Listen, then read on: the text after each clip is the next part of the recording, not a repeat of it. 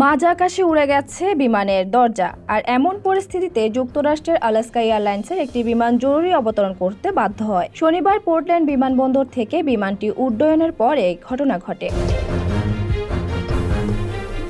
যাত্রীদের মোবাইলে ধারণ করা ভিডিওতে দেখা যাচ্ছে কেবিনের একটি মাঝের দরজা বিমান থেকে পুরোপুরি বিচ্ছিন্ন হয়ে গেছে। ওই সময় দরজা দিয়ে বাইরের সবকিছু দেখা যাচ্ছিল। Alaska Airlines micro blogging site এক্সে এ ব্যাপারে একটি বিবৃতি দিয়েছে। তারা লিখেছে, পোর্টল্যান্ড থেকে ক্যালিফোর্নিয়ার ওয়ান্টারগামী S1282 বিমান উড্ডয়নের পরপরই এই দুর্ঘটনার সম্মুখীন হয়। পরে অবশ্য 171 জন যাত্রী এবং 6 জন ক্রু সহ নিরাপদে পোর্টল্যান্ড বিমানবন্দরে অবতরণ করে বিমানটি।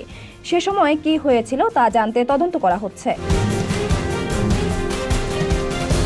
যুক্তরাষ্ট্রের জাতীয় পরিবহন নিরাপত্তা বোর্ড জানিয়েছে, আলাস্কা এয়ারলাইন্সের ফ্লাইট সংক্রান্ত একটি ঘটনা তদন্ত করেছে তারা। তাদের মতে এই বিমানটি 16,000 ফুট উচ্চতায় উঠে গিয়েছিল। স্থিতিতে সড়ক, নৌ ও রেল পথে আপনার দূরপাল্লার যাত্রা বাধাগ্রস্ত হলে নিরাপদ ও সর্বনিম্ন ভাড়ায় গন্তব্য যেতে পারবেন প্রবাসীর হেলিকপ্টারে। পরে দিক পরিবর্তন করে এটি আবার পোর্টল্যান্ড বিমানবন্দরে ফিরে আসে। যে বিমানটির দরজা মাঝ আকাশে উড়ে গেছে সেটি বোয়িং 737 ম্যাক্স মডেলের বিমান ছিল। 2023 সালের 1 অক্টোবর আলাস্কা এয়ারলাইন্সের কাছে বিমানটি হস্তান্তর করে বোয়িং। এটি আনুষ্ঠানিকভাবে যাত্রী পরিবহন শুরু করে গত 11 নভেম্বর।